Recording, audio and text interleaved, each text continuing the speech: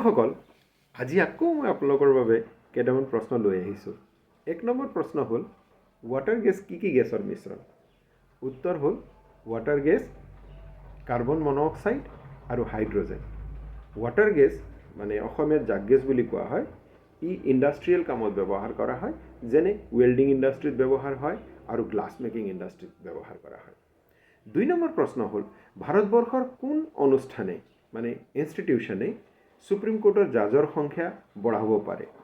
উত্তৰ হ'ল Indian parliament মানে ভাৰতবৰ্ষৰ সংসদ ভৱনে।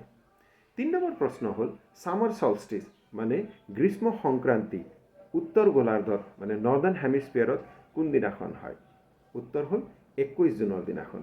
এই দিনাখন উত্তৰ গোলাৰ্ধত মানে নৰ্দাৰ্ণ হেমিস্ফিয়াৰত দিন আটাইতকৈ দীঘল হয় আৰু ৰাতি আটাইতকৈ ছুটি হয়। ধন্যবাদ।